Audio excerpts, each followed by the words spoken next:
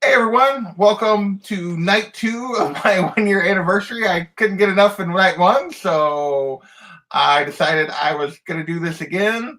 I got some guests with me. I'm not going to give you guys a big spiel, but today is technically the 1 year anniversary of when I dropped my first video. And tonight, this is going to be mostly just a free-for-all discussion. My whole goal was just to talk with some of you guys on the community, reminisce about how much fun it is, and go wherever it goes. So tonight, right off the bat, I got John from John's Comics with Kids, who was the first person to go live with me, actually join my show and do a live stream with me. So thank you, John. So I'm glad you were able to join tonight. When he showed me, the critical skills to use Google Hangouts. Which has clearly been so lifelong valuable. You're still, drawing on that knowledge now. No, still drawing on that knowledge. And coming back for a second night is Comic Books NYC. What's going on, Kavi? Second night, second show tonight. Second show tonight. This is right. Yeah. He just can't get enough, I guess. Hanging out. Or maybe sure, let's pretend that's what it is. And I'm not sure. Is this your first time on my channel? I'm trying to remember. DS. Is this the first time you joined me? It's the first time on your channel, but we've done. We've been on other people's channels at the same time. Yeah, on the Boy Who Had 7 for Your AOK, I joined for that. But not on, this is the first time I'm on your channel. So first appearance outside of title. There you go. First crossover. This title. There you go. Yeah. So I am the channel that JP first created a crossover with, though. So, that is true. That is true. That is my position. On the first channel that I crossed over with and did the show. So. All right, so far in the chat, we got Unruly Simeon, who is always here. Thank you, Unruly. Appreciate it. Tom's Comics, Books, and Review. Thank you for joining us again. YouTube is 90. Chad, what's going on? So, Jay Hood. And that's it so far, but that's okay. So, like I said, tonight was going to be mostly just free-for-all, whatever. We're just having fun, and I just wanted to hang out a little bit. 36 Chambers, thank you for hopping in. But I did have a question that I wanted to ask each of you to start tonight, because I talked a little bit last night. I made the decision because mostly it looked like everybody was having so much fun. And I just wanted to be a part of the community and have an opportunity to interact and talk comic books and the stuff that I enjoyed. And I felt like this was making a video was the only way to really be a part, which Chat All-Stars have proved me wrong to a certain degree, or some Chat All-Stars that are really part of the community. But they chat way better than I ever did when I was lurking. So I'm curious, I'm going to ask each of you real quick at the beginning, what prompted you to make the first video, to actually go on YouTube and make a video? And I'm going to start with John. Well, it was my first video was a contest entry, so I suppose it was the contest idea that Bueller was doing, and I had seen a lot of those contest ideas out there. But what I loved was that his wasn't a comic book question, or he had a basic comic book question, like show me the first book you bought with your own money or something. But his follow-up question was, what music did you listen to in high school? And I was like, okay, I want to do something with this. I got to get involved here. And I did a little video highlighting Aerosmith's Permanent Vacation album. and it was just a fun way to kind of get involved. And I had already been kind of chatting with Bueller offline, and he was just such a nice guy that I just wanted to be part of the conversation, Yeah. So what prompted you to then go from that to having your own show and doing the show with the girls? That show that I do with the girls and the one I do with Alex started within 2-3 weeks of each other. And it was kind of like I wanted to do stuff with my kids because they were a big part of my sort of getting back into collecting, was wanting to expose them to stuff that I was really digging and to see what kind of stuff they would find interesting. And then I realized the only day that we were all free and awake was early Saturday mornings when all three of us were up. So I was like, okay, let's do something with that. And then right around the same time, Alec messaged me and said, hey, you want to do a show together? I was like, I don't know about this guy. He's kind of weird. he's really quiet and he doesn't have a lot of expression. I don't know what are we gonna do together. And then it was just so much fun that in both cases, both shows, I just wanted to keep doing them. And then it was like, okay, now I got 2 live shows every week. Let's just make this happen. Yeah, you guys jumped right into the deep end there. Like that was quick. It was awesome. And like because as a result of that show, I became like a YouTube personality or whatever. Yeah. True first of Kavi's face. That is true. The first appearance of Kavi's face was on. That is true. Kavi's book club. There are other videos on YouTube that have nothing to do with comic books that I technically you can see my face on, but it has nothing to do with comic books. No one would ever associate. Yeah, no one knows me or whatever. There's no way to search for it. So yeah. But that was. What about you, Kavi? What prompted you to? Wait, so repeat the question again, because I want to make sure. I'm like. What prompted you to make to decide to make a YouTube video to actually do it? To create Comic Books NYC. I think there's 2 things. Like you alluded to Chat All-Stars and everything. Like that was my original idea, was that I would turn into like one of the guys in the chats, which I kind of did turn into one of the guys in the chats. Like, not like I wasn't in like every single channel in the world, but it was in the channels that I was aware of, like Bueller's, Comic Tom, Reggie's, you know what I mean? Like, and this is before I was making videos. But there was something missing for me, with just the chat, because like after the chat interactivity is over, it's gone. You know what I mean? Like it's great while it's happening, and then it's gone. And I felt like I wanted to carry over that feeling, I guess, into developing a community of my own, which I started on Instagram. I really had I really didn't think I was going to get into the YouTube side, but I got so into the Instagram side that the Instagram side of the community is what led me to make my first video, because I started making some friendships through the live chats of other channels and then through Instagram. So between those 2 things, I started making friendships. Like, okay, I'm going to start sharing so that these guys can get to know me even more than just through those 2 things. So it was really about the friendships and the connections, I guess, for me. And this is funny, and I don't think I've ever told this story, but like before I actually made my first video, I wrote out a whole script.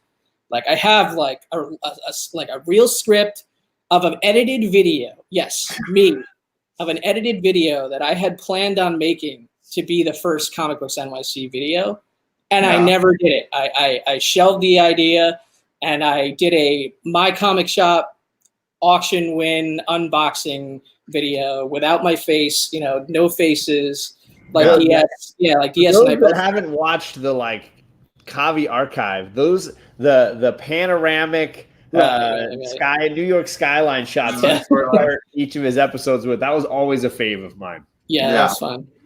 So that, I mean, I guess that kind of answers the question, right? A little bit. Yeah, that answers the question. So, what about you, DS? Well, I got back into comics, and I was basically just hanging out with myself and comics. And so I went on YouTube just to sort of, out of my just starving for comic information, and I started seeing all these people putting out videos, and I watched some of their back videos, and I saw some names cross over in comments, and I lurked in chats for a little bit, and I very quickly decided, well, let me get involved here because I have no friends, and all these people seem cool, and they like comics, and I'm just by myself with comics. So I made, the first couple videos I made, I felt really awkward, and I didn't think he was going to watch it, and I just was like, what the hell, we'll try it out. And then I got some comments from, there's 3 channels specifically that stand out, and 2 of them don't even really make that many videos. One is Batcave Comics. Bronze Age fan. He used to make a lot of videos, and I was really into his, and he made some comments on mine, helped me out, made me feel welcome. And Deadpool 2323 was making a lot of content at the time, and he had some good stuff. And then Reaper Tate, who still makes a lot of Anthony, and he's stuck with it. And I wasn't really sure, but those guys would give me some comments back and forth, and it made me feel more welcome.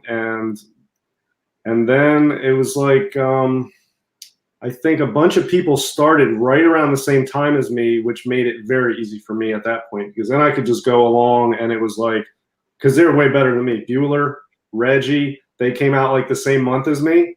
So, you know, they were just killing it. And so I was like, well, yeah, I'm just a small dude here. I'll just do some videos now. But it's all good because they're doing it, and look how good they're doing. So how bad can it be?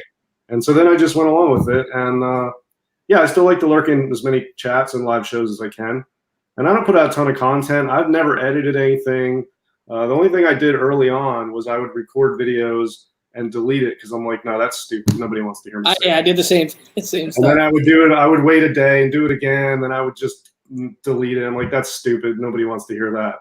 And then I would do it like third or fourth time. Same exact thing, but I guess I felt comfortable hearing myself on video, on the replay or whatever. So, and after that, I just let it fly. I'm just like, whatever. And I've never edited anything. I've never cut anything. I've just done one-off every video. So that's a great point, though, about how you alluded to the, you know, other YouTubers that you at least recognized a little bit. Leaving comments gives you a little bit of confidence and a little bit of confidence boost, and you start growing in confidence and growing and growing and growing.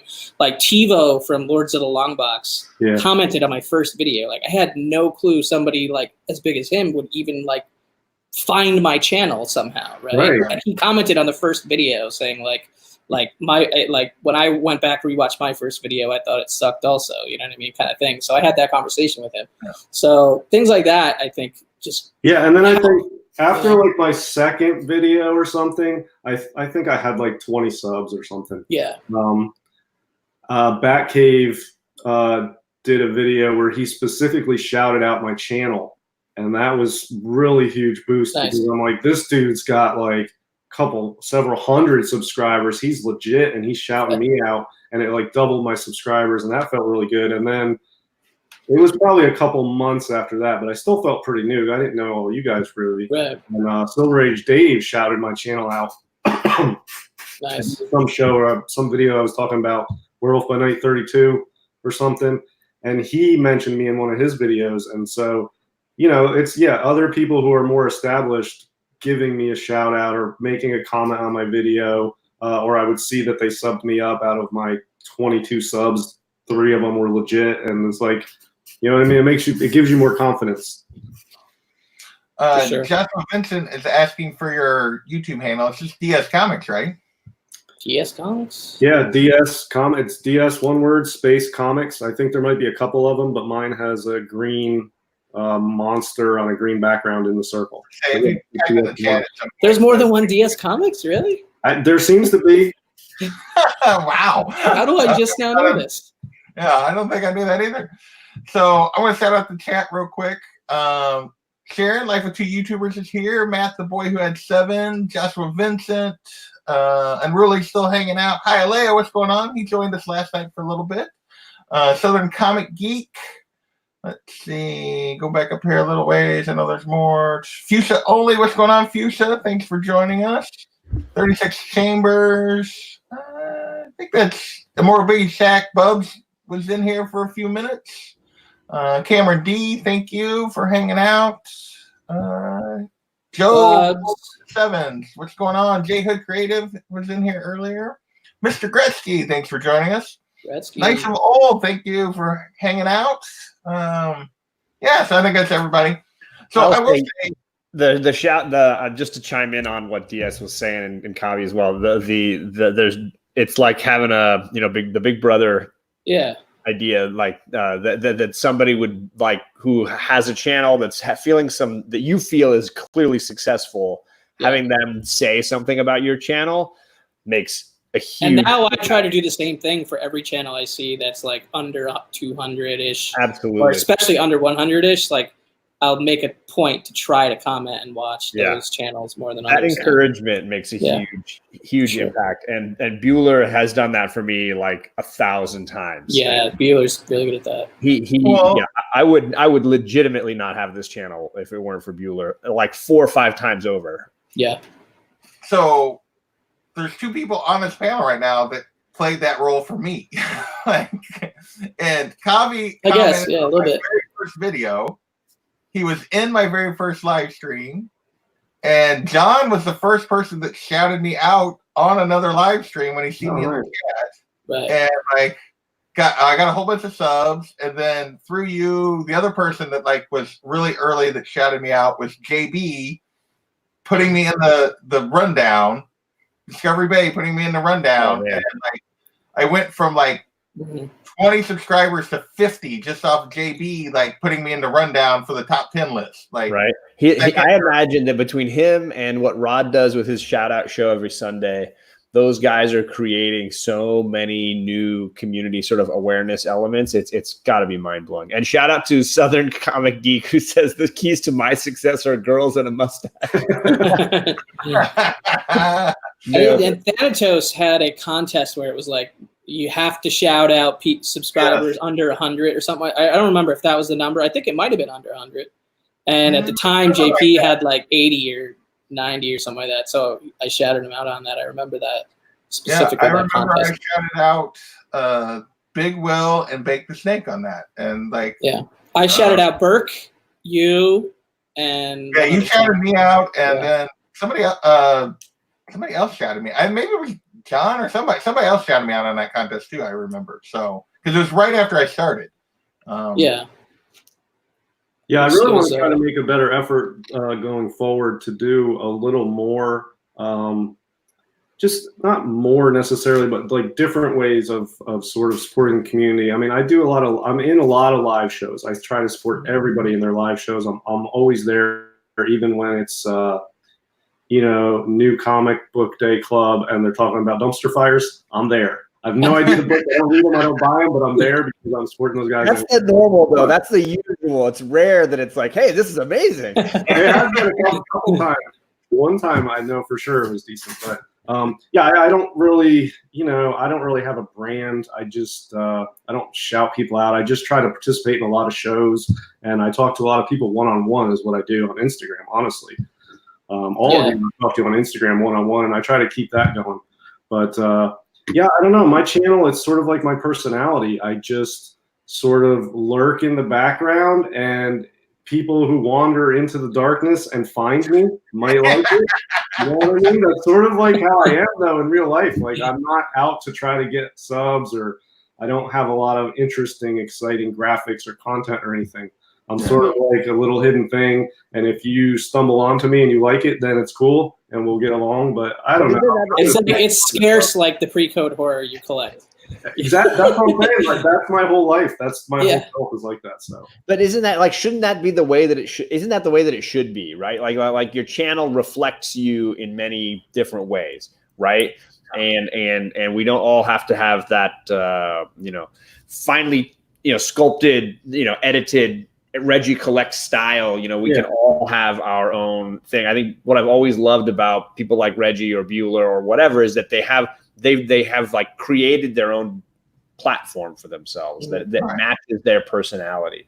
And Bueller, even when he got big, Bueller was like, well, I still want to live stream and I can't do it on my channel anymore. It's just too many people. So then he created a secondary channel just to be able to do those live streams and have his BS show and hang out with Sam. And I love that everybody, this platform allows you to do that within, a certain parameter or whatever. Definitely. Yeah, and it's everybody's at least for now. And everybody's on their own channel, on their own camera, going out there, and it doesn't matter if you have 10,000 subs or 50 subs. You're on equal footing with everybody. Everybody can go in the same chats. Everybody can put out whatever content they want, and so there's really like some people build brands and they're more sociable and they have much better editing skills, and then there's people like me who don't. But you can be involved as much as you want. You don't have to have high-tech content. I'm a perfect example. I don't have a ton of subs, but pretty much everybody in the community at least knows me. I talk to a lot of people, and I'm very comfortable with it. And I don't have any tech skills. I have no editing skills. I have no graphics. I don't even have anything on my wall. I can't even hang a picture, let alone edit video on a computer. I can't even hang stuff on the wall. So, I'm good. You got that press back there on the little whatever that is. What do I got? I got that mirror dresser thing. Yeah. Well, and I remember. There you go. That's plenty. I've had a lot of conversations with people talking about like how do they make their channel, how do they get this many or do this kind of a product, and a lot of like the big channels tell you like you need regular, consistently dropped edited content. But what I would argue is that if you create content that fits your personality well, people find your channel. And Rod, Just the Rican in his comics, is a great example of somebody who does like 0 edited content. Like he is just live streams, but they're just so compelling, and he is such a genuine person, and he's genuinely going out to find other people to promote. What I've always really loved about him, and why I continue to watch his shows, is he just comes across as a person who he's just generally a friendly and honest guy. And I enjoy, even when he derails, it's entirely entertaining to just be a part of that program. And it's not regular edited content. It's not those 5-minute videos of a hot 10 books or whatever. It's just just good community product. Yeah, I stopped even doing. I already don't do anything edited, but I even stopped doing prepared videos where I record it. I did that $100 Grail one, which I'm going to do a series on. But it takes so long to upload. What I've mainly been doing recently. When I do something, I just go live with no plan, and I just ramble and rant about stuff. And I mean, that's typically 5 people show up every time, so there's a few people out there that dig it. But, whatever. Well, you're always live when I'm still at work. Yeah, I mean, my weekend is Monday and Tuesday. I'm off. This is my weekend, so I'll probably go live tomorrow with a CGC unboxing in the middle of the afternoon, and nobody will be around. I think my YouTube channel's content ebbs and flows based on like how I'm collecting at the time. Like, you know what I mean? Like, I haven't been buying many books recently, so I've shifted my focus to like showcasing art that I've never shown. Things like I'm trying to utilize my collection now more so, whereas in the past I think I was more utilizing my channel to show things that I've actually added to my collection versus what's already in my collection. Talking about stories, like the whole Gotham City Chronicles show with JP has really, helped that become an outlet for us, where it's like we don't need to it doesn't even have to be in our collection. It's just a book. It's just a story that we read, right? Yeah. So like I feel like I've been able to branch out from the initial like here's the unboxing from my comic shop, which is like the genesis of my channel, to all these other like kind of angles to do content. Some of it may not all be on my channel, but it's all part of the community. So well, you know what sucked my motivation for doing like haul videos? Like I pick up a lot of books. I've got books here. I picked up. This is a cool one I've been looking for. One of the races. Nice. Yes. Give you guys that one. I got another one. I got 3 copies of this now, but I don't really show these on my YouTube anymore, and the reason is because of Instagram. Once I got on YouTube, I got on Instagram.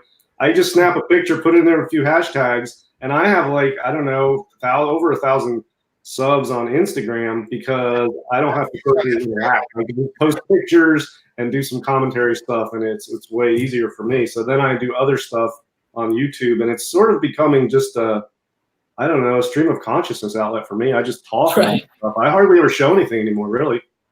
Yeah. I've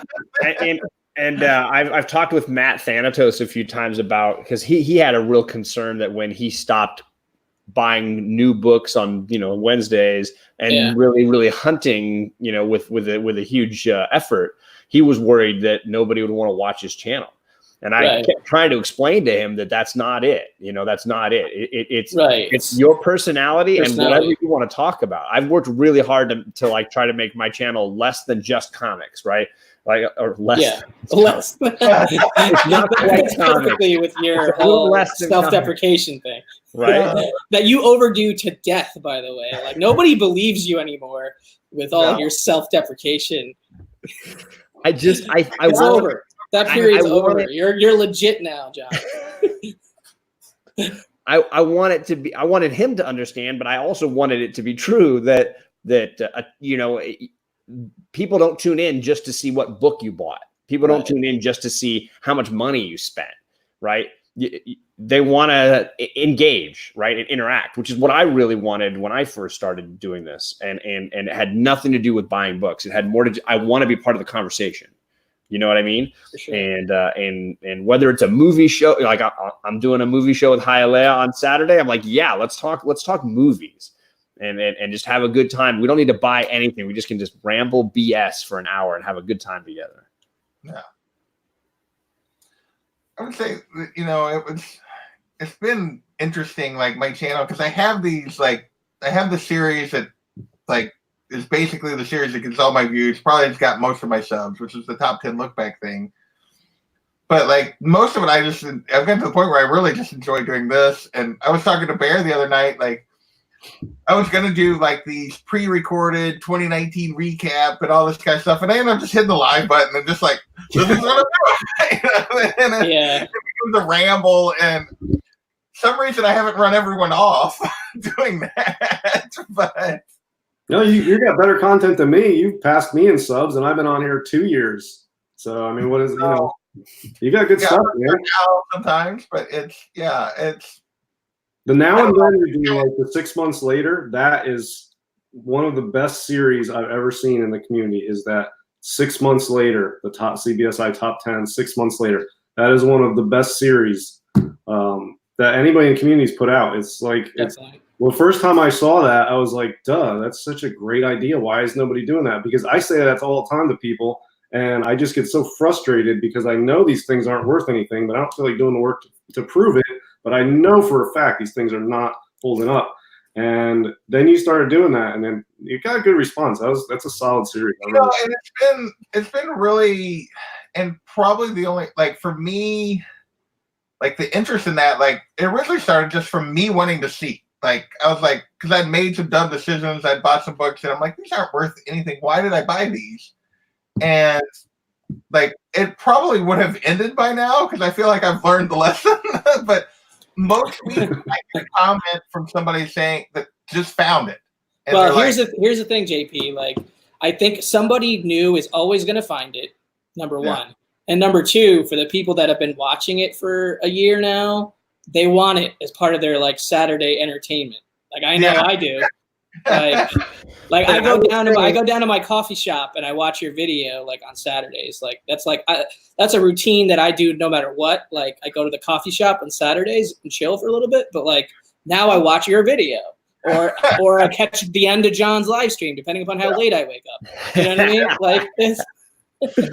Well, and I will say, like, as somebody who has occasionally bought one of those books when it's like, oh, I want to get it now before it gets too hot, or I bought it and I want to know. It's like reading the newspaper to look back at like, how did my stock do? Like, okay, I bought it. Did it hold up like I had hoped it would, or did this completely bottom out? So there's every once in a while I'm looking at it like, did I make a good choice to sell that book or to hold it? Like, how did I do? Yeah, and I just was always curious. I've been curious about that since before you started your channel, JP. But to be honest, I'm too lazy to look up the data, and it's not even that much data. Yeah, exactly. It's not that hard. Anybody can do it. I'm too freaking lazy to do it, and you started doing it, and I freaking love it, man. I don't comment on a lot of videos I watch because I just run videos in here while I'm doing stuff. And sometimes I'll comment if it's at the beginning or the end of whatever task I'm doing. I take the blue gloves off or whatever. But yeah, really, really good stuff. And it's such an obvious thing that I can't believe nobody was doing this before, honestly. So yeah, really, I like it. And I talked about right at the end, it kind of came from I was following the top 10 list and I'd made some bad decisions, but also like who you don't see around much anymore. But one of the people I followed early on was Capital JB Comics. Like, oh yeah, I hung out with him at New York Comic Con. He's such a good dude. And he doesn't make content like he used to. But he used to do a thing where he'd look back like on last month's like variants and stuff. How are they doing on the secondary market and thing? But he wouldn't go any further than that. And it was kind of like, well, I want to know longer term. And so it's been fun. It has become, at times, it's work. I've literally only missed, in the year, I've only missed 2 weeks. Like, one of them I took off because they did a Stan Lee tribute list, so I just did use that as an excuse to take off. And Thanksgiving weekend are the only two that I didn't put one out this last year. I can tell you right now that I will not keep that pace up this next year. I'm going to take more breaks because it does like burn me out. I'm going to try to do it most weeks. I'm going to try to tweak it a little bit just to make it more interesting for me to do. Yeah. Because it gets a little repetitive. Because it's just like the way I do it. But I'm still debating on exactly what that tweak is going to be, but I'm going to keep doing it because, like I said, I get comments most every week from somebody. Hey, I just found this. Thank you for doing this kind of comments. It's I will say it's interesting. Like the popularity of it has peaked and ebbed. I do not get nearly the views I was getting 3 or 4 months ago. So there was like, which is kind of surprising. But hey, that's you have a devoted crowd that watches that all the time. It will always stay above a certain baseline level now, which is a solid baseline, I must say. But another thing that's good about it, there's been this explosion on YouTube with comic book news and spec, and a lot of people are even calling it fake news. I mean, you guys know what I'm talking about, some of this stuff coming up, but it's good to just to have somewhere you can look back and see all the times these things are popping up on the hot list. How are they actually doing? And a lot of people like to go see that, and it evens out the information that's coming out about a lot of the news and the spec and the top 10 books. Because if you just watch today, what's hot today, and then you just watch tomorrow, what's hot tomorrow, if you don't know about history and you're not following it, you're just always buying the new thing. And are you making progress? Are you treading water? How do you know? You go watch JP's show and then you can figure it out. Yeah, I mean, Hialeah and Rob and I talked about last night, like 2 hours and 15 minutes into my live stream last night. I don't know how many people actually watched that far, but it's how many books, like every week. And I don't begrudge the people who do it. You get views, they're like popular. I like to see what's coming out, but every week you get hot comics, hot new comics, and hot covers, and keys of the week, and all this kind of stuff. How many of those actually amount to anything? And the answer is almost none. Like, if you look back over the last couple of years, how many characters that have been first appearances have mattered? You're talking like the Batman Who Laughs and Cosmic Ghost Rider, and that's kind of like, and even that's faded. The Batman Who Laughs has faded a little bit, and you had like things like Naomi that like did these crazy peaks, and that book is like crashed to the earth. Even the Immortal Hulk stuff has like come crashing back a little bit. Right. Well, you got to also always keep in mind in the back of your head that these hot 10 lists, regardless of the source of the list, are about books that have already, like, it's too. They're books that it's too late. Like it's like the list is like, if you happen to have gotten this book in the last week or 2 weeks, sell it now, because 90% chances it's not going to hold or gain value, right?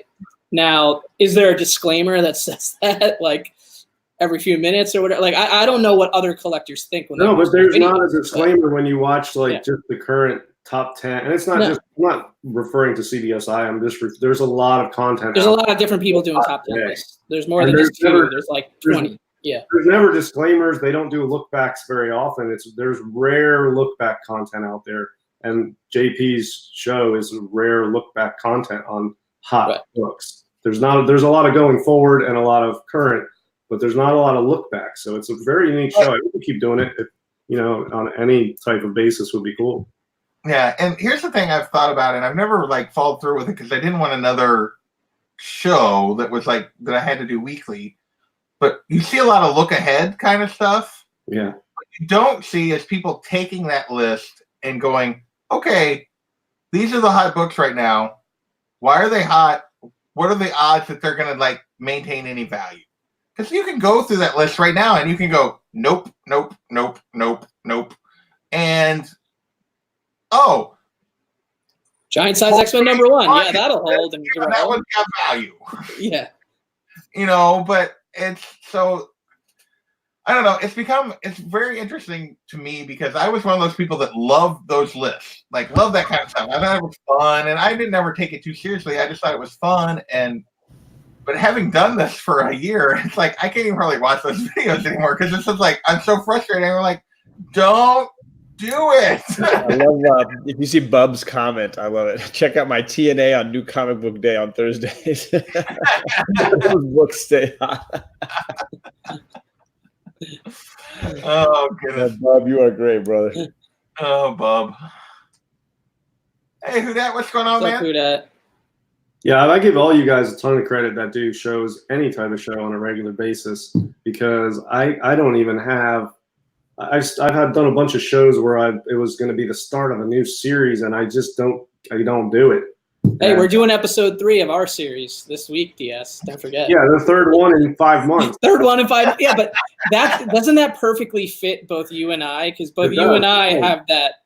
That's our style. You know what I mean? Yeah. Like, why do you think Gotham City Chronicles doesn't happen like every 2 weeks on the dot and the exact? Like, it happens like when we can do it. You know what I mean? Like, 11, and we also have to do homework for that one to some degree. We gotta like read it, reread it, whatever, and whatnot. Yeah, but you haven't been on. We need to get you back on, John. So yeah, we'll get you back on. I got to be on there 2 times. I loved it. Yep. What was the second one? We did. Was it White Knight? I think, and we did Hush. Hush, yeah. Oh, that's right. That's right. He was the first, second the first guest. returning guest or whatever. Yeah. Well, he was also the first guest, I think, because we did Hush. No, maybe not. I don't think I was the first. I thought Kenny was the first guest. Kenny was the first. That's right. Kenny was the first. You're correct. So I'd be happy to come back. I love some Batman reading. Absolutely. There you go. Thank you, Kenny. I would deny that, but I would deny. but I appreciate that you included me. When he put me as number 1, I was like, what? I will say it is funny though, like the things that work and the things that don't, like that you put out, like, and not that I really like with my job and everything else. I don't know that I may monetize. I don't know, but it's never been a goal. Like to get to 1,000 and monetize. I don't care about monetization. Yeah, and that's not why I've done any of this. But I do think it's funny because I actually think the best thing I put out is the Let's Collect stuff, and those don't get very many views at all. Yeah. Hey, TJ makes a great point. DS, you're a perfect fit on Golden Guys and No Faces Chat. You're on 2 weekly shows, and you're on them more consistently than any weekly show I've ever done. Or and that's what I'm saying, though. I do the No Faces, which I did earlier today, and then I do Golden Guys on Tuesday night, and then I start my work week at my real job. And with those 2 shows, I hardly have any. I feel like I don't have time, the energy, the ideas, or anything to even do further content of my own. And I'm trying to do more now. I put out some videos more regularly over the last month and a half or so. But yeah, I mean, some of you guys are doing multiple weekly shows and your own content on your own channels. I can't keep up with those cats. Like, yeah, that's what I'm saying. But I mean, I can't. Like the Perrys and Johns now, I would say, of the world. Yeah, you guys are prolific. There was a lot of people on YouTube in this community before I got on, but it was 2 years ago. But for the first year I was on, I don't feel like there were this many live shows and live chats. And like, it's almost like when JB started doing What's On Today with Discovery Bay, it was like a TV guide. There was no need for that when I first got on, and it's like exploded. And there was a really need for like I'll go on his channel and look at the menu to see what's on specific days, because that's like looking at TV listings. And it's just crazy how much content's out there. I can't keep up with it just from a watching standpoint, let alone putting it out. You know what I mean? It's almost like high school cliques, right? Because there's like the statue clique and maybe the graphic novel clique and the golden age clique. And it's like, okay, I know this one person from that clique and I know this guy from that clique. You sort of connect in little ways. It seems like TJ is asking for us to throw shade. Is that what's happening, TJ? I'm not getting into that. I can throw 2 pieces of shade because I like these people, so I don't mind doing it. I will probably not be appearing on the Friday Comic Core show at any point just because I can't handle that show. Like it's too many people. It's too many. I don't know where. Like last week it was doing vodka shooters and I think the Legend was on the toilet for part of that show. Like I can't manage it. It's an exciting show when it's on the rails. It's amazing, but I can't be on the panel. It's too anxiety making for me. That one, and then I'm excited that the Hunt is back with Tony Sanders, but I can't be on that show anymore. I can't. Yeah. It's too stressful trying to find books in that time period, and I just. Right. And the character and being a character like like on like somebody like a wrestle. I don't know enough wrestling stuff to pull off the that. character thing. I don't think I could do. Like, So I love it. I never thought I I never thought I would like have it. I never thought I would even be able to go on a show like that, but I did. And, like, I went totally outside of like the box for me, like on that show, like more out of the box than I've ever gone on that show. So I have a blast on that show. My bigger challenge with that show is like if I'm on a buying pause. And we're talking about books from the last 2 weeks. I've literally bought 0 books in the last 2 weeks, besides Comic 80 Head 84's mystery box, which I don't know what's in there. So, like that's it's a little scary when you're stepping up to the plate and battling. But once you get over that initial hesitancy and like to ease in, and that applies, I think, to all of these competition shows, not just the Hunt, but all of them. Well, I had a bad experience on a show, and it was really the only bad experience I had, and it was so bad it made me question my collecting, and I was depressed for like weeks afterwards.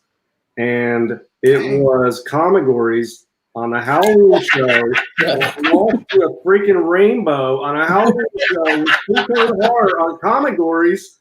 Oh my god, I'm still what I got right now. It's tell you the worst experience I've ever had on here was rainbow. Chat anymore, but yeah, I don't know if Kenny's still in the chat, but man, Kenny, I think still in the chat. I think he is. Matt took off. That's hilarious, though. Yeah, that was like I'm sorry, man. That's horrible. I've got like the best Halloween collection of anybody in the community. It's a Halloween show. I'm rolling for everybody.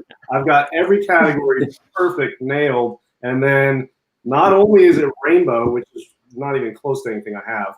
It's Kenny, and he pulls out a Silver freaking Surfer 4. Right? I was going to say, you got to look at your Thor collection for that Rainbow Bridge. So that journey into mystery. I used to have a really solid Thor with the rainbow on it, and I sold it because now I'm into horror books. And then, But no, that was real fun. But that's definitely a tough one to be on. It's fun. It's really super fun. I'm very competitive. It's so hard. About that, but I've never had any really bad experiences on here. I can't think of any that I've had. I feel like for the most part everything has been good. Like I would say I have no qualms about being on anybody else's shows. I have more qualms about my own shows than anything else. So. Yeah. I'm getting flashbacks with Kenny typing the rainbow emoji in there.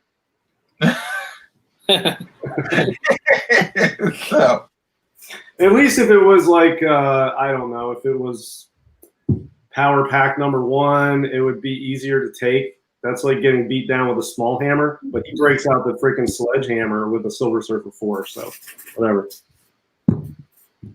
Nice. So that took a lot longer than we thought it would to get through that question. A little bit, but we kind of went other places and stuff. But you need to retitle this: "How We All Got Into YouTube." Yeah. But it's, I just find it interesting because I feel like a lot of us took similar but very different paths, if that makes anything. Like what prompted was a very similar thing, and we all do it our own way. And it's, one of the things I feel bad about, particularly lately, is I have done a terrible job just with life stuff going on, as watching and supporting other people the way I would like. And it's yes, me too. It's just it's just a volume issue at this point. Yeah, honestly, people, and particularly I feel bad about some of the newer people in the community, because I just haven't found it's like, oh, I can watch something and I feel like, oh, I'm going to support somebody I already know and somebody who's already content I enjoy and I want to continue to support. And it's like, and I feel like I've missed out on a lot of the newer people just because they haven't made it to I don't get through enough videos to get to them. It's kind of like the one or two I got tonight, and there's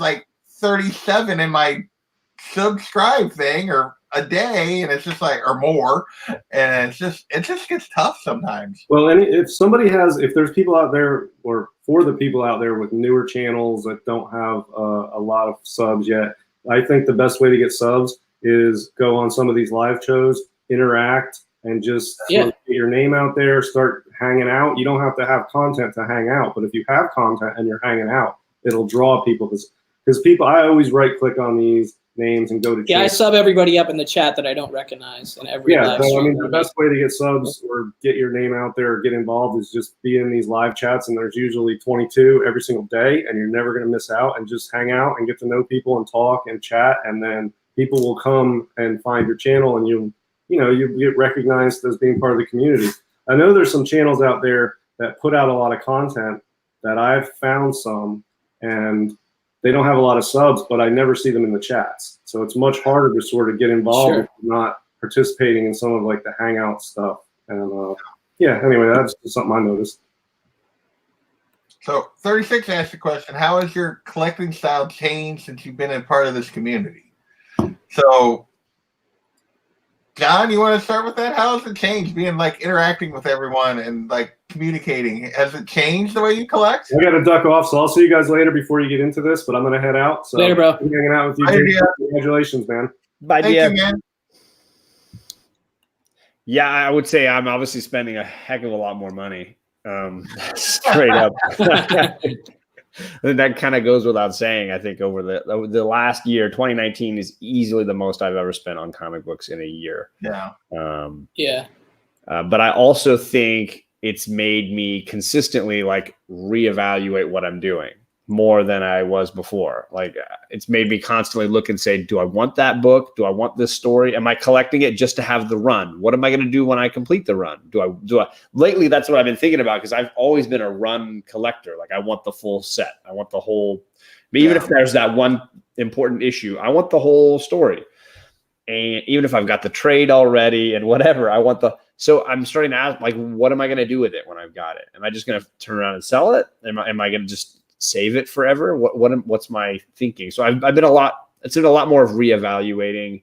I think the books I bought in 2018, I'm looking to slab here in 2019, 2020, because I'm starting to look at like certain ones I want to keep forever, certain ones I want to be able to sell, and people want to know what the grade is without having any debate. And so there's been that. I've been going through that process of like, hey, I was on this book super early, so I have very little in it. I can slab it and sell it and not have to worry about making a ton of money. Like DS is always saying, I don't have to make a huge profit on this book. So I've been looking at my collection differently than I was when I was not doing this. Yeah. I would agree with that. Makes I would sense. say pretty similar to where I'm at. What about you, Gavi? Has it changed your collecting? I don't think I don't know if that it's necessarily changed my collecting style. I think it's changed my collecting approach for sure. Like, so I guess that could be interpreted as the same thing. And what I mean by approach is like, now I go through like a series of like research projects to consider any potential future acquisition to my collection, whether it's a comic book, a piece of original art, or whatever. Like there's the hard data that exists on the internet, various sources. I don't need to list them all now. There are the relationships and other people that have their expertise that you want to get, you want their opinion or their take before you pull the trigger on something, or while you're pulling the trigger on something, or yeah. So like the whole approach, like the DS or TJ or you, it's like there's been a lot of people that I talk to now. So especially when I'm spending money, like real money. Definitely, yeah. So like the approach from like wanting something to actually getting it has totally changed. Whereas previously it was just literally, I want something. Do I have the money for it? Am I okay with this price? Okay, we're good. That's it. That was what my approach was previously, before I really started taking things seriously and learning more and talking to people in this community. So Kavi needs a new chair. I do need a new chair. We've had this discussion. Yeah, I don't remember that discussion. I'm using a folding chair. So jeez. John needs a new chair, I tell you. So I'm waiting for a home remodel when I can get like a little comfy gamer chair or something. I don't know, a Perry chair, if you will. Yeah, like the research part of it has totally changed for me. Like, I didn't take it as seriously when I was first getting back into it, like 2015, 2016. Like, I didn't check like GPA and whatnot back then. You know what I mean? That wasn't part of my radar at all. back then. Yeah. No, definitely the research side of things has changed for me in terms of looking for a price and waiting on books and being patient and understanding that, oh, there's a really nice copy of this, but I don't really like the price. Just wait, that there's going to be more copies, that they're out there, that you don't have to like pull the trigger immediately on anything, and you can. That side of thing has definitely changed, and I would say like, and I don't know if it's so much, but it has like caused me to constantly rethink: is this really what I want? Is this something I want? When I first like got back into collecting, because I had so little to a certain degree, like I wanted everything, and it was like I was very scattered. And ooh, that's cool, I want that. And it's like, did you? Do you?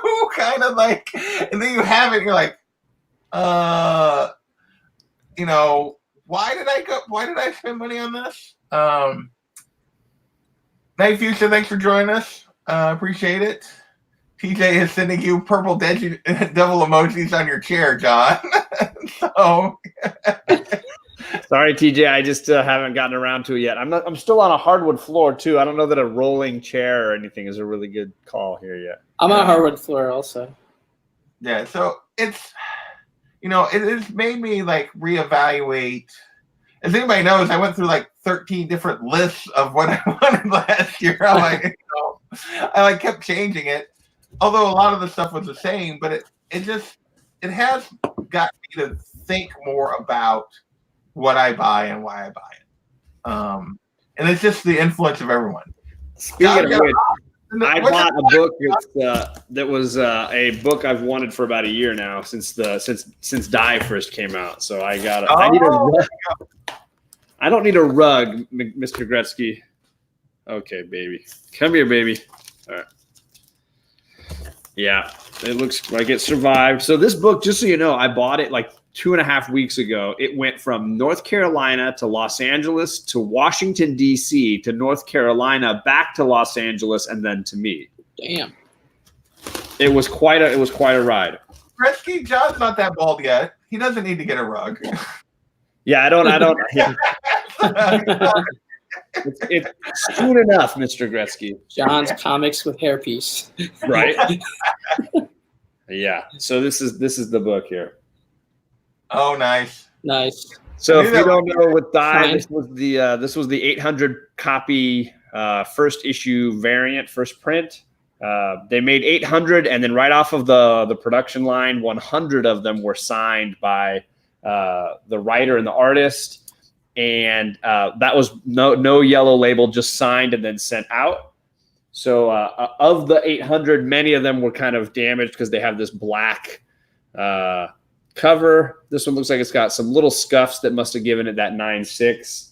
But this is the version of that cover that I've always wanted, and I'm not going to be selling it. So just to have one of the 800, and it is double signed. It's one of the ones that's double signed. Cool.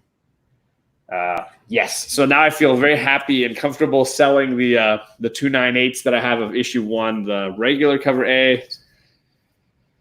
So this was one of my big 2019 books that didn't work out, and now it's it was my top of my 2020 list. So yay! Nice. I just unboxed it today, Biggie. It arrived this evening, and I knew JP was doing his show, and I thought, yes, I want to open this. Nice. So yeah, before you sell that one of your 9.8 dies, we need to talk. So yes, we can. Most definitely. Because I would like to have at some point, even though it's not technically on my want list, but that's one that I do want. So I got a raw copy that I think could come back in 9.8. I'm debating it. Like I've got the black cover. No, not that cover. It just Die #1 in general. Red. But it's still a book worth slabbing it. Like for modern, Absolutely. You know, like there's only so many modern books I'll slab every once in a while. So I would say my B cover of #1 is a 9.8, but my A cover is not. It's 9.6, maybe even 9.4, because it's got a couple of ticks. So maybe we talk about it. I don't. My cover B is not a 9.8. It might even be a 9.2. So really?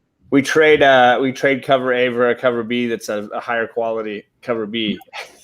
Might be able to do something like that. So yeah, my cover B that I got was it had a couple of spine ticks, and I was like, whatever, that's fine. I sent it off to get cleaned, hoping that it would like work out some of the kinks, but it didn't have much of a shot. Yeah. Well, yeah, mine's not graded. I just think it looks like a nice enough copy. I think it's I mean, I could tell from my other one though that it was not. It was not. Yeah. So. Yes, you did, Biggie Shack. You got a great gold label from Bear Island in that victory. Biggie's like, oh yeah, Biggie's like all over the continent. He's like that's man. Like Biggie, I can't believe you gave Biggie the algorithm and didn't give it to me when you gave up your algorithm for winning all the content. Come on. Yeah, Biggie got the die and I got the God Country, right? Yeah. That Symbiote Club God Country is like still, I can't believe I won that book. Gorgeous. Unbelievable. So anything on your guys' radar that you see that's like coming out that you're excited for, any kind of independence or anything that you're like news stories, anything you've seen that's like potentially on the radar in the future?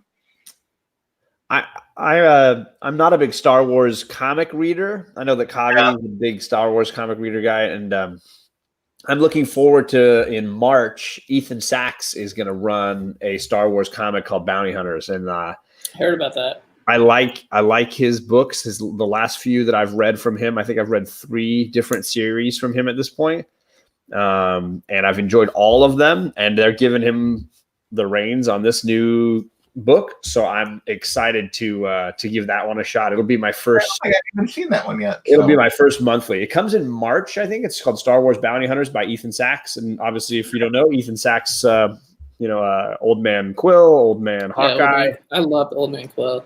No, he's just really got a great way with where it's. He wrote. He did a previous Star Wars title, the Galaxy's Edge book, like the book based on the like theme a one park shot or whatever. I think it's a 5-issue miniseries. Yeah. Okay. It wasn't bad. Yeah. And did you pick up the new Star Wars book? What, a week ago? I did not.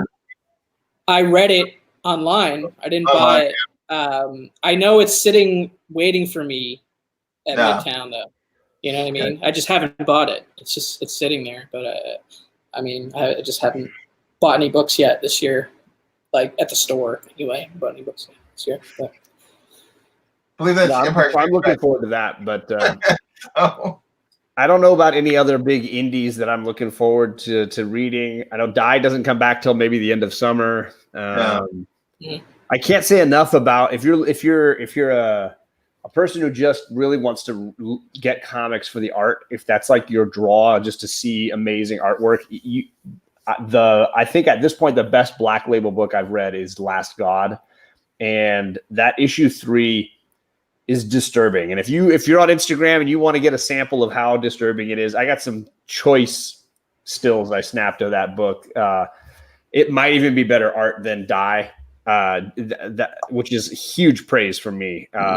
That 3rd issue nailed it and is exactly what I wanted that comic to become. And it's everything I wanted Black Label to start doing. Between that and Question issue 2, which drops this week, I'm really excited for Black Label to be doing. I've been loving all the Black reviewed Label. a great Black Label too, Harleen. I love it. Yeah, I'm loving everything Black Label that I've read so far. I need to catch up and circle back to the Question, but I've been pretty happy. The Question was one I debated on, and then I ended up not getting, but I'm kind of regretting. Same, and I kind of regretted it also. Yeah. So, yeah. I mean, the I am enjoying, like, to follow up on John's point, I am enjoying a lot of the newer Star Wars books, especially anything Charles Soule's involved with. Like, he did that Volume 2 Darth Vader run, which blew my mind. Now he's writing the story in between Empire Strikes Back and Return of the Jedi, which is the new reboot. He's also doing The Rise of Kylo Ren, which has been fantastic after 2 issues, like ton of stuff in there, which honestly for me, I heard that was a good read. Yeah, which for me, like, I wish some of those could have been incorporated. You know what I mean? Like some of the stuff in those books could have been incorporated, but I don't want to turn this into a different show. But yeah, like So those have been good, but for me, the biggest thing on my radar, which isn't even on the radar, is just I'm looking forward to some sort of official news about Saga coming back. You know, like it's been a year, I think, like already. It's been a solid year of hiatus, yeah. And you know, Brian K. Vaughan has been like very cagey about like the specifics. Like he's saying he's getting back to it, and they're getting back around to trying to get Saga back out. I don't know what that means, like as far as timeline. You know what I mean? So I'm really looking forward to some sort of like official like announcement or something like that about Saga coming back, because that's going to be a big deal. So yeah, I am hoping, like, because I've cut my pool back a ton, and one of the things I'd like to do is find, like, because I really enjoy Die, is to find, like, in one of the spots that I still have that I feel like I could do another book, is to go with something more independent, like, because I don't read very many indie books. I just have never have. Have you tried? I mean, the best indie I think I read last year, and I count Die as a 2018 because it dropped in the end of 2018, would be the Once and Future. I think that from Boom Studios, that was probably my favorite indie. They've dropped 5 issues, I think, at this point. It's twisted, it's funny, it's different. I really dug Once and Future. I think that's if you're looking for trying something out, that might be one. Yeah, I mean, I'm looking to try something. I remember, like, I'd heard things about that, and then like they were gone from my comic shop because my shop is so small. It was gone. 1 and 2, I think, were gone before I could even get it, and then so I just didn't mess with it at that point. Well, they're close to dropping the trade because I think issue 6 they'll probably drop a trade, so you could probably pick it up at 7 if you wanted to, just to read it with. I'm not necessarily looking to collect. I'm just looking to like find something different to read, like a different perspective. Well, between Last God from the Black Label and Once and Future, those are probably 2 of the best reads I've been reading. I've been wanting to check out Once and Future for sure. Yeah. I missed that too. So a lot of my favorite indies were like either wrapping up or on hiatus, or like in all these like kind of like states of like, you know, like limbo, I guess. So yeah. It seems like a lot of them they'll do a trade worth of issues and then take a little break and then Well, a lot of the people that are doing that are doing, you know, I mean, they're doing books for Marvel and DC plus their own indie thing, and it's just kind of like when they find time to do the indie is kind of you know, they're paying the bills with their DC work, and then they're doing the indies when they get the opportunity. So they're doing these minis, like was it Strange Skies Over East Berlin just wrapped last week, and they only did 4. They only did 4 issues, and it was one of the most original stories I'd read. Just wacky, just crazy, and the art style was totally different. And I thought there was nothing I'd read anywhere close to that. And it's finished. You could probably get the trade in a week or so. But that was another great. I think it's Boom Studios that did that one as well. Yeah, they had a really good year, I would say, in 2019. Something's Killing the Children was that. Something's Killing the Children. Yeah. Like in 2018, like I knew what Boom Studios was mainly because they do the Coheed and Cambria comic book, you know, that like alternative rock metal band that also has a comic book. So they released released their comic book through Boom, and that was like my total awareness of it because I'm super into the band, and that's how I discovered that comic book, right? So, but in 2019, heading into 2020, like Boom Studios has this like kind of like cachet to it, like this like, you know, I don't know, like they have a much, I think, more reputation. It's almost like they're like an HBO or something, you know, like they're very premium like books that are high quality books that are different. Hit a lot of targets. Ooh, and I forgot. Yeah, Bone Parish is another great one from them. That's an ongoing. And I think I read the first 3 issues. I bought the variants after it started to get hot. And I really loved the first 3 issues of Bone Parish. I personally want to probably get around to getting the first couple of trades for Bone Parish. I thought that was a crazy, messed up idea for a comic, and it came out really cool. Yeah. Hey, Comics for Thomas. Thanks for joining us. What's up, man? So, yeah, it's, you know, there's so much good stuff out there. It's just so hard to stay on top of all of it. But yeah, it's just. Yeah, I picked up a trade recently from Boom. What was it? It's like one of those risque books. Brian Azzarello. This is Boom. Azzarello, yeah. Yeah, Faithless. So Alec and I talked to him about I don't think that. I could flip open this book and show it on your channel, but It's like after 10. there's some interesting stuff. Is that one? Is it a mini? It's a mini, right? It's not ongoing. It is. I believe it's a mini. Yeah. Yeah. I thought it was a mini. But I read the first 2 or 3, and I enjoyed it. I haven't gotten around to it yet, but I stopped being able. I wanted to buy the poly bags and not open them. Yeah, because they would always be like covered. Just to read it. Yeah. What's up, Ruben Nieves? I just bought Is it Monstrous, the Image comic? Oh, yeah. The first trade of that just the other day. That's a huge trade for $10. That's a deal. Like, I've been tempted to try that one because I've heard good things about it from everybody I know that's actually read it. But so you have to let me know what you think.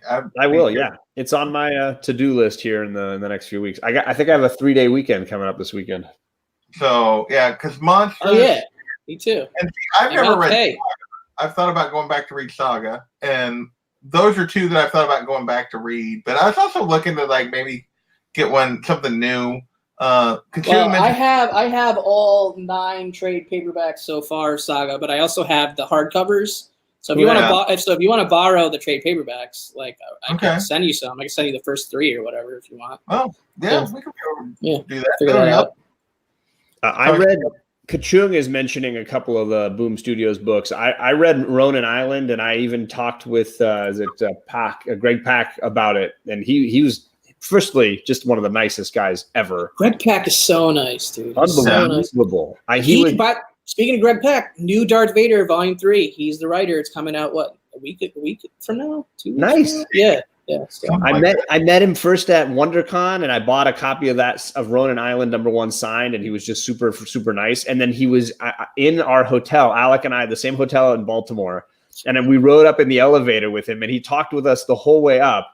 And was super friendly. And then we stopped by his booth a couple of times while we were there. Just a really nice guy. But I enjoyed Ronin Island. That was a wacky idea for a comic. I read first 4 or 5 issues of that, and then it wasn't that I did. It was back when I had like 28 or 29 books in my pull a month. Something's got to go, right? Yeah. Something had to go. It wasn't that I didn't enjoy it. It was very interesting and different, and it wasn't what I expected.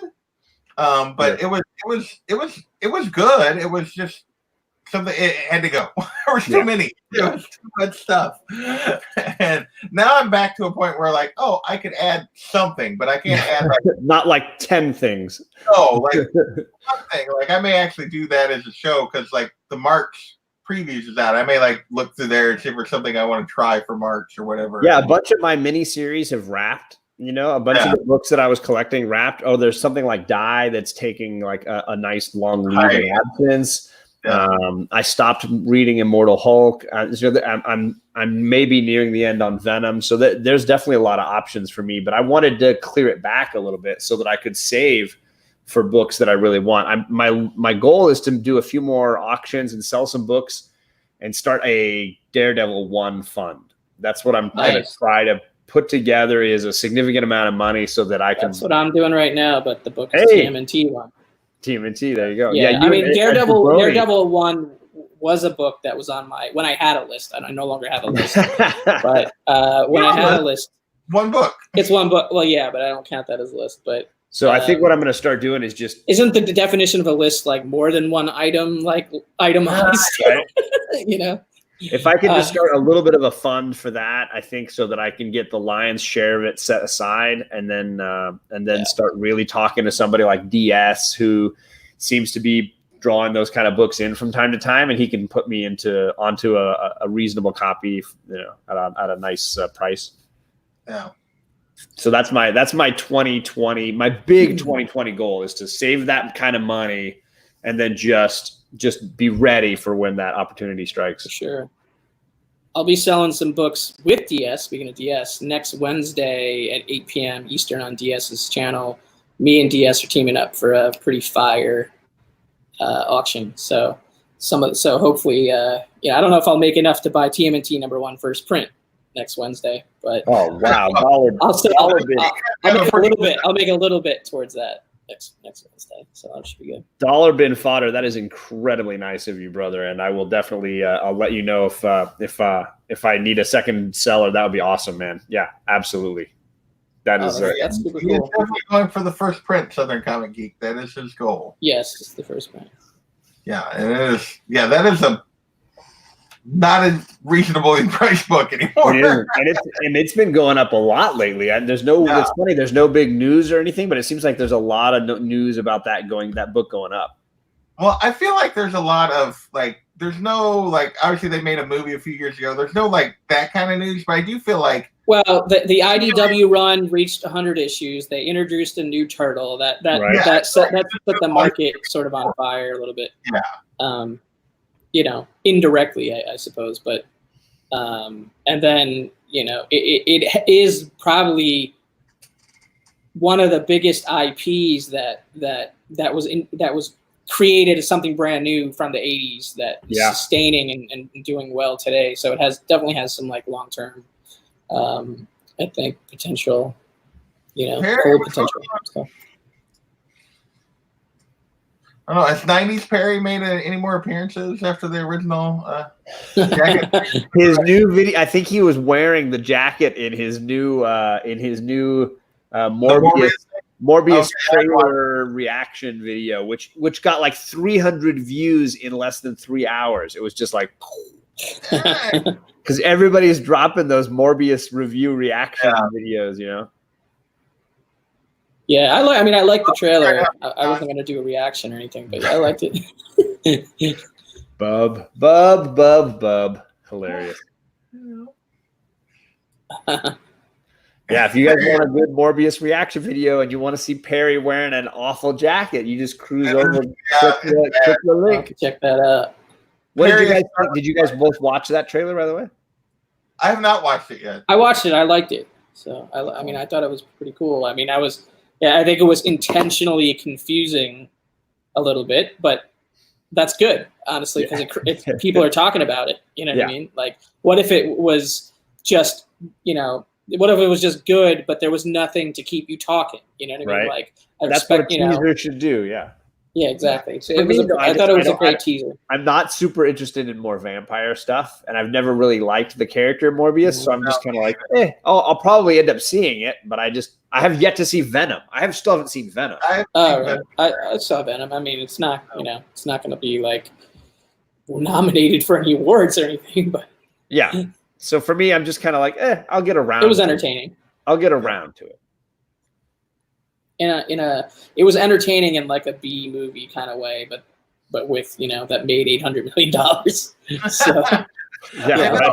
It was everyone I heard was it's okay, and then it made all this normally a movie gets that kind of reviews and it does not. It all but bombs. Maybe not bombs, but it doesn't do that well at the box office. And that thing made a ton of money, and everybody was like, "Eh." I was wait, how is it possible? Who's going to see this multiple times for it to make that kind of money? If international audiences. Southern Comic Geek says I could be Jughead with my crown and a burger is all I need. There you go. Bub. Equal opportunity. Bub is hilarious. I love that guy. Bub slays me.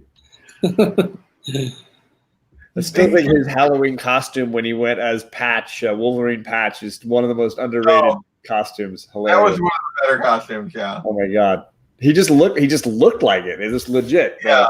Eye patch and the white tuxedo. There were some quality costumes that night. That was a lot of fun, as opposed to me who put 2 seconds into mine and no thought.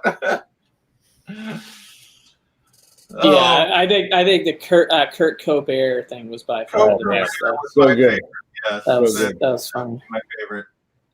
Hey Andy, what's going on, man? With the missing pieces, that was just What's the outlasted modern men? He mentioned it in his year-end recap. That was great. Oh yeah, that's right. Okay, so that's why I remembered it. Recap. That was so good. Like after I watched that literally at like 3 o'clock in the morning the other night because I was awake in the middle of the night, and I was like, I'm gonna do one. I'm gonna get clips and I'm gonna edit this thing, and then I went back to sleep and I woke up the next morning. And I was like, no. Yeah. But do I really want to? Yeah. Like I barely have the energy to edit my top 10 every week, so. It took me to put 48 hours to edit an review 8-minute video video. this week. So. Yeah, Bubs agrees that Colbert was it was really well done. That was just so good. And he was so committed to it. Like with it's just like, he just pulled out the random book. Well, the glasses really nailed it. He pulled out White Whale's book, but yeah.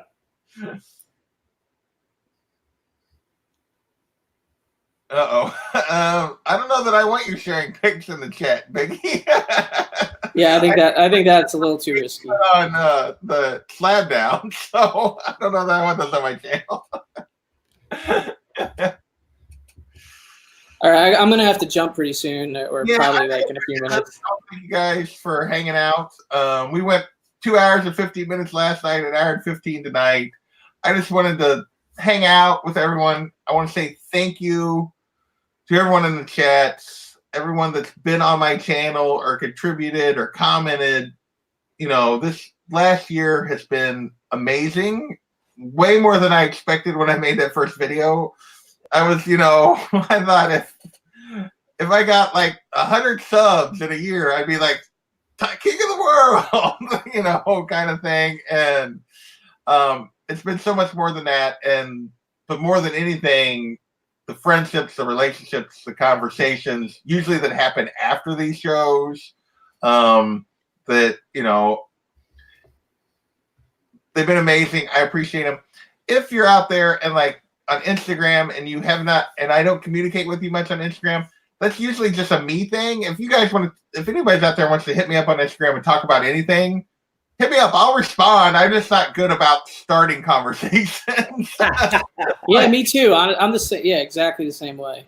So I mean, literally, there's only been a few people that like I've started the conversation with. Most people have reached out to me, but I will happily have conversations with you and talk about comics or whatever. I just don't always do a good job of like instigating stuff. So it's not that I don't want to talk to you. It's just that I don't. That's just Harry's like, JP, yeah. It's like, yeah, please slide into my DMs. Everyone prepared. So it's welcome.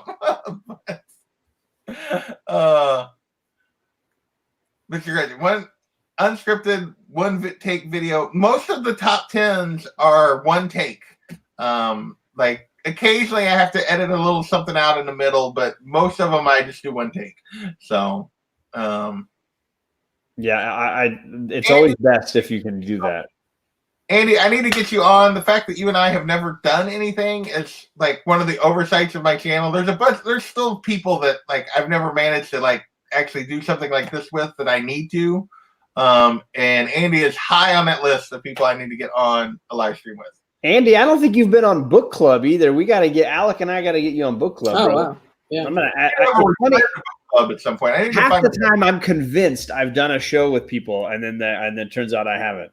Yeah, I need a second appearance on book club sometime soon too. We need to find a book to do. So I will add you to. I had to start a list just so that I could keep track of it.